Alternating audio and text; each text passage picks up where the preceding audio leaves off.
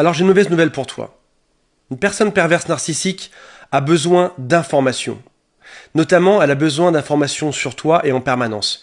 Même si tu l'as quitté il y a 3 semaines, il y a 3 ans, il y a 30 ans.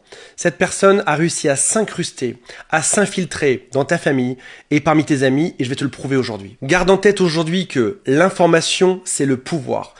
Tout le long de cette vidéo, si tu te demandes pourquoi est-ce que l'autre fait ça, c'est parce que l'information, c'est le pouvoir. Et je vais vous faire un petit schéma pour vous montrer ce qui vous arrive sans même que vous en soyez conscient aujourd'hui. Ça, c'est toi qui es juste ici, tranquille dans ta vie, t'as quitté cette personne depuis quelque temps et tu te dis, il n'y a pas de souci, c'est fini, basta, je tourne la page, je passe à autre chose. Sauf que ce que tu sais pas, c'est que cette personne qui est perverse juste ici, on va lui faire des petites oreilles de diable juste au-dessus de la tête, cette personne perverse est toujours en train de t'espionner. Il y a un concept dont il faut que tu sois conscient aujourd'hui, c'est le concept du maillon faible, comme l'émission de télévision que tu connais peut-être. Autour de toi, il y a forcément un maillon faible. Par exemple, dans ta famille, le maillon faible, c'est peut-être ton père. Cette personne bienveillante qui dit qu'il faut toujours être gentil avec tout le monde et qui de temps en temps, quand la personne perverse l'appelle, va décrocher. Et va bien évidemment, l'air de rien, donner plein d'informations sur toi. Si c'est pas ton père, ça peut être ta mère. Si c'est pas ta mère, ça peut être tes frères, tes sœurs, tes cousins, tes cousines. Il y a dans ton entourage plein de gens qui savent exactement ce qui t'arrive dans la vie. Pour identifier cette personne dans ta famille qui a tendance à être potentiellement le maillon faible, et je veux créer aucune paranoïa aujourd'hui, demande-toi juste quel est celui qu'on peut toujours appeler, qui se mêle jamais trop des disputes parce qu'il dit que c'est parce qu'il le regarde, qu'il s'en fiche, qu'il est détaché de tout ça, et qu'il y a une espèce de bienveillance à outrance vis-à-vis de tout le monde. Et comprends bien aujourd'hui que cette personne qui met ça sous le compte de la bienveillance ou de « je ne me mêle de rien », va en réalité devenir malveillant pour toi et va se mêler de tout. Non, moi c'est pas mon genre, je me mêle pas de tout ça. Et puis tout d'un coup ça décroche et balance tout sur toi. Cette même personne qui t'a dit vouloir être dans aucune histoire peut tout balancer. Alors avant d'aller plus loin et avant de te montrer le rouage précis de ce qui va se passer, pourquoi est-ce que cette personne perverse narcissique a besoin de savoir des choses sur toi? Pour plein de raisons. La première, il y a peut-être eu un divorce, il y a peut-être de l'argent à récupérer, il y a peut-être un héritage, il y a peut-être un moyen de te contrôler à nouveau. Tu as déjà été contrôlable, tu seras peut-être contrôlable à nouveau. Et puis, t'es pas tombé du pommier au hasard. Si tu as été si gentil, si manipulable, il y a forcément d'autres gens dans ton entourage qui le sont également. C'est peut-être de l'argent qu'on va pouvoir taper à tes parents. Oui, réellement, et je l'entends souvent en coaching. Ça signifie déjà que à ce moment de la vidéo, si tu as une seule personne qui est maillon faible dans ton entourage, tout sera su sur toi. Tout ce que tu vas vivre, tes maladies, tes séparations, tes amours, tes investissements. Déjà là, t'es démasqué. Ça peut durer des années, ça peut durer même 10 ans ou 20 ans. Il saura tout sur toi. Il peut appeler l'air de rien, mais je te donnerai des occasions pendant lesquelles il peut appeler. Et puis, si c'est pas ta famille, alors déjà ta famille, elle y passe très forcément, ça va être aussi tes amis. Dans tes amis, tu as peut-être 2, 3, 5 ou 10 amis. Tu as peut-être aussi une personne qui est maillon faible. Encore une fois, cherche parmi ceux qui se vantent de ne se mêler de rien. Ceux qui ne veulent pas être impliqués dans les affaires. C'est probablement lui qu'on a appelé. Et il va donner, bien malgré lui ou sans faire attention, des tonnes d'informations sur toi. Alors, ce qui est marrant dans cette histoire, c'est que tu vois que cette personne perverse narcissique vient, pas violer, mais vient souiller ta vie, vient dire des choses sur toi pendant 10 ans, des choses négatives, vient peut-être même contaminer les autres au passage. Bah oui, à force qu'on répète des mauvaises choses sur toi, ça va peut-être finir par se ressentir, et donc le contrôle continue. Et ce qui est étonnant là-dedans, c'est que toi, de ton côté, sa famille, ses amis, etc., tu as tout laissé tomber. C'est-à-dire que toi, tu ne te permettrais pas, par exemple, à Noël, d'envoyer un joyeux Noël à son père ou à sa mère. Tu ne te permettrais pas de rappeler ses meilleurs amis, d'aller passer des vacances avec eux. Tu ne te permettrais pas d'envoyer des cartes postales. Toi, tu t'es dit, parce qu'on est séparés, parce que c'est fini, je tire un trait dessus. Et là, on arrive dans l'immense différence qu'il y a entre vos deux vies. Tu es d'une famille qui n'est pas probablement, je dis ça, j'en sais rien, qui n'est peut-être pas très soudée. Et il n'a pas fallu très longtemps à cette personne perverse narcissique en arrivant dans ta famille, de découvrir que tout le monde n'était pas de ton côté. Par exemple, à un repas de fête de Noël, il a remarqué que ta mère était un peu contre toi, ou que ton père était contre toi, ou que tes frères et sœurs étaient contre toi. Il a déjà réussi à identifier qu'il y avait des dissidences au sein même de ta famille. C'est-à-dire qu'en gros, ce qui fait que... Ça, c'est un éclair, on s'en rend pas tellement compte, je vais en faire un mieux en dessous. C'est ce qui fait que il a réalisé que au sein même de ta tribu, de ton clan, les gens n'étaient pas tous de ton côté.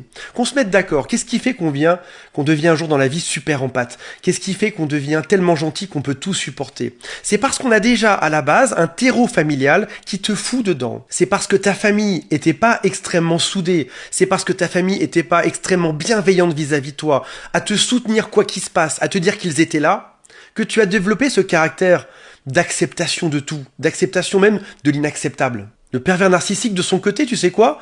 T'appelles son père, t'appelles sa mère, il t'envoie promener. Ils disent non, mon fils, ma fille, on n'y touche pas. Non, dégage.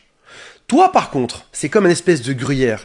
Et ce petit rat, cette petite souris, va pouvoir venir grignoter doucement les personnes les plus faibles d'entourage, leur demander des conseils, leur demander des services, et te nuire dans ton dos pendant des dizaines d'années. Et c'est ce qui fait qu'un jour, tu tombes sur le téléphone de ton père ou de ta mère, et que tu vois qu'il y a eu des échanges. À toutes les nouvelles années, il y a eu un petit message. À tous les anniversaires, il y a eu un appel de 5 ou 10 minutes. À toutes les occasions, il y a eu du contact. Cette personne contacte doucement, discrètement ta famille en permanence. Alors j'ai envie de te dire, si seulement ça s'arrêtait à ça, ce serait déjà très grave, qu'une personne puisse venir noyauter ta famille, noyauter tes amis et dire des bêtises sur toi en permanence pendant des années ou des dizaines d'années. Ce serait déjà super grave. Parfois, ça ne fonctionne pas comme prévu. Il n'y arrive pas, il n'y a pas accès. Et dans ce cas-là, il va devoir venir utiliser un cheval de Troie. Il y en a plusieurs. Tout d'abord, et le plus simple, c'est si jamais vous avez des enfants ensemble. Vous avez éventuellement un garçon, un fils ou une fille, il peut tout à fait questionner l'enfant et récupérer par rebond le maximum d'informations possibles. Toi, qu'on se mette d'accord, de ton côté, tu ne poses aucune question. Tu ne veux surtout pas savoir s'il s'est remis en couple ou pas, comment ça se passe, qu'est-ce qu'il a investi, s'il est mal ou pas. Toi, tu ne veux pas savoir. Lui, par contre, récupère les infos. Les infos, il les a par dizaines. Il peut mettre un tracker sur le téléphone du petit, il peut poser des questions tout bêtement, et il peut aussi s'en servir de ses enfants pour envoyer par exemple des photos de vacances. Voici les photos de vos petits-enfants. Bonjour papy, bonjour mamie, votre petit-fils s'est bien comporté. Une personne externe dirait génial, déjà non seulement il a le droit, en plus Antoine t'es méchant parce que là on est quand même sur une démarche qui est super bienveillante. Il envoie des informations sur les petits, à tes parents ou à tes frères et sœurs. Génial, c'est ça qu'on pourrait dire. Et j'ai une seule question à te poser. Est-ce que toi, tu vas faire ça avec ses parents à lui ou à elle? Est-ce que tu vas envoyer ce genre de choses? Non. Je vais te dire la raison simple. À partir du moment où la communication est rompue entre une personne A et une personne B, n'importe quelle personne saine sur Terre coupe le contact tout court avec la personne A, c'est sûr, avec la famille, avec les amis. C'est le concept. Et ta mère pourrait répondre très simplement, parce que vous n'avez plus de contact avec ma fille, parce que vous ne communiquez plus ensemble, je ne souhaite plus non plus communiquer avec vous. Ce serait ça la réponse saine, la réponse simple. Tu veux avoir des photos de vacances de tes enfants, t'es tout à fait capable de les envoyer. Tu veux avoir des news sur leur scolarité, t'es tout à fait capable toi-même de les envoyer. Alors comment réagir face à ça? Comment est-ce qu'on fait? Je te le dis dans un instant. Avant ceci, j'aimerais te parler d'un problème que j'ai. Je suis abonné à des chaînes sur YouTube et je ne vois plus les nouvelles vidéos de ces gens-là, que j'adore. Des créateurs de contenu, des psychologues, des coachs, des psychiatres. J'adore ces chaînes-là. Et je ne les vois plus parce que YouTube considère que comme je me suis abonné il y a très longtemps, si ça se trouve, ça ne m'intéresse plus. Alors qu'en fait, ces gens-là m'intéressent. Donc je dois les chercher manuellement. Si jamais tu veux voir d'autres vidéos de moi, si jamais tu veux que ça se passe bien, si jamais tu veux en voir au moins une autre de moi, abonne-toi, si t'es pas encore abonné. Si jamais t'es déjà abonné, éventuellement désabonne-toi et réabonne-toi, ou mets la petite cloche à côté. Ça te permettra de savoir que les quelques prochaines vidéos, au moins, de ma chaîne te seront montrées. Et je te rappelle qu'il y a un quiz en dessous qui s'appelle « Est-ce que cette personne est perverse ou pas ?» Alors, comment est-ce qu'on réagit face à ça? Par une seule chose. On va se permettre d'aller enquêter. Plutôt que d'être dans la paranoïa, de quitter sa famille, ses amis et tout le monde. On va aller voir chacun d'entre eux, on va poser la question. Bonjour maman, est-ce que tu as des nouvelles de mon ex? Elle va te dire non, ça fait très longtemps. Alors, précise. Est-ce que tu n'as pas eu des SMS? Est-ce que tu n'as pas eu de coup de fil? Est-ce que tu n'as su pas sur les réseaux sociaux? Précise dans le détail. Ah oui, c'est vrai. Ouais, oui, en effet, ouais. Je suis ton ex sur les réseaux sociaux. Alors maman, comme tu le sais, ça a été très compliqué. On était très loin dans le nombre de choses supportables dans la vie d'un humain avec cette personne-là. Est-ce que tu peux l'enlever des réseaux sociaux? Je ne sais pas faire. Maman, donne ton tel. Je te montre comment on se désabonne de cette personne. Tu vas peut-être découvrir aussi qu'ils s'envoient des SMS régulièrement. Pose la question à ta mère, à ton père, à tes frères, à tes sœurs, à tous tes amis. C'est-à-dire que ce que lui se permet de faire, de revenir encore et encore en permanence, en posant des questions à tout le monde, permets-toi la même chose aujourd'hui. Viens vérifier chaque personne qui a accès à ta vie, chaque personne à qui tu te confies. Et méfie-toi parce que ça peut aller très loin. Tu peux aussi avoir des fois des petites cousines, des petits cousins. Parce que il est simple aussi de mettre par exemple un enfant en contact avec la petite cousine. Bah oui, la petite cousine, elle n'est pas dans l'histoire, elle va pouvoir tout répéter. Donc, vérifie bien en détail qui a accès à quoi. Tu as vérifié par exemple ta mère, sans forcément vérifier que ta mère raconte ta vie à ta sœur ou à ton frère, que ta sœur ou ton frère a un fils ou une fille, et que celle-ci est en contact avec soit l'intéressé, soit éventuellement les enfants. Fais une clarification. Ce que je veux te dire par là, c'est ne sois pas paranoïaque, ne détruis pas tout. Pose juste des limites. Explique juste ce que tu vis à autant de personnes qui sont concernées par cette équation. Explique-leur ce que tu vis et que tu ne veux plus que cette personne ait des informations sur toi.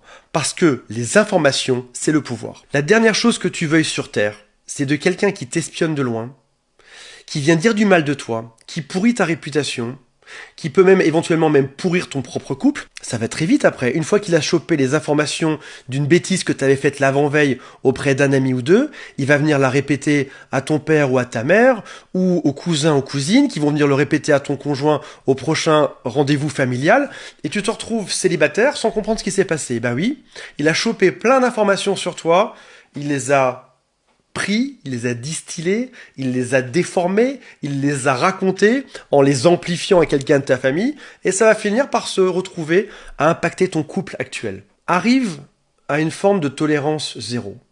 C'est-à-dire, arrive à faire quelque chose qu'on ne t'a jamais appris à faire de ta vie. Celle de vérifier. On t'a probablement élevé en te disant « T'es un gentil garçon, t'es une gentille fille. Écoute ce qu'on te dit de faire, ne pose pas trop de questions. » Et toi, tu t'es dit que comme t'étais gentil, comme t'étais sympa, t'allais dire la vérité à tout le monde, que t'avais rien à cacher. Ce que tu découvres aujourd'hui, c'est que probablement que ta vie est surveillée, elle est épiée, elle est transformée et elle est répétée à d'autres personnes. Elle est comme distillée. Un peu comme si il y avait du poison qu'on venait distiller à tous les gens de ton entourage. Maintenant que je t'ai raconté ça, demande-toi quels sont les maillons faibles de ton entourage. Et j'irai même plus loin. Essaye de te remémorer les derniers repas de famille ou les dernières discussions avec des amis. Et est-ce que ce que je viens de te raconter là n'explique pas certains comportements étranges que tu as observés? Ou des amis qui ne te parlent plus aujourd'hui? Il s'est rien passé de mal, t'as rien fait de particulier. Tout d'un coup, ces amis ne te parlent plus.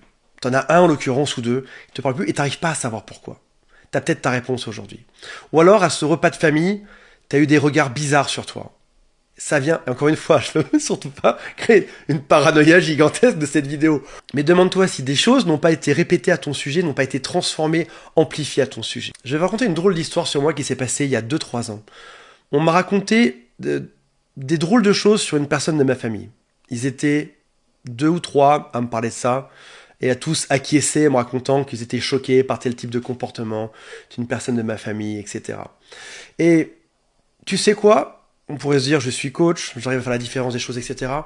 Ça m'a laissé une drôle d'impression sur cette personne. Je me suis dit, tiens, ça se trouve, il faut que je m'en méfie. Et à cette personne que j'ai revue plusieurs fois par la suite, je lui ai jamais parlé de ça. C'est-à-dire qu'en gros, des personnes ont eu la capacité de me mettre une graine de doute sur quelqu'un, je l'ai gardé en moi et je l'ai jamais dit par la suite. Et c'est que récemment que j'ai compris la dynamique qui se passait autour de ça. Je vous passe l'histoire qui est assez longue, mais ce que je veux vous dire par là, c'est que si ça se trouve, des personnes de ton entourage sont gangrénées aujourd'hui à ton sujet, mais qu'ils ne t'en parleront même pas. Moi, ça m'est arrivé, je n'en ai pas parlé, parce que j'avais un doute dessus. Mais j'avais toujours cette idée en tête. Donc si ça se trouve, cette personne te pourrit de loin, Et ces personnes ne te le disent pas en face de toi. C'est pour ça que je veux, si tu le souhaites, que j'aimerais, si jamais t'en as envie, que tu ailles mener ton enquête aujourd'hui. Et qu'à chaque fois que tu as un nouvel ami au téléphone, à chaque fois que tu as un parent, de vérifier. Et je te souhaite que pour 9 sur 10 d'entre eux, ils te répondent « Non, t'inquiète pas, il n'y a aucun problème ». Et qu'il y ait peut-être une personne dans le lot qui te mentira peut-être même elle-même, te dira « Non, j'ai pas eu de nouvelles ». Oui, enfin, sauf que quand tu dis pas de nouvelles, t'entends quoi par là? Pas d'SMS? Ah si, on se voit des SMS de temps en temps, tu vois. Donc creuse un peu, fouille un peu, et peut-être même que cette personne va te mentir, te dire qu'il n'y a jamais eu de nouvelles, alors qu'en fait il y en a. Mais au moins, t'auras mis un point dessus, t'auras expliqué pourquoi c'est important pour toi qu'on ne parle pas de ta vie. Il y a des chances que la prochaine fois que cette personne perverse appelle, on ne la reçoive plus de la même manière. Voilà mes amis, je vous aime, salut à tous, bye.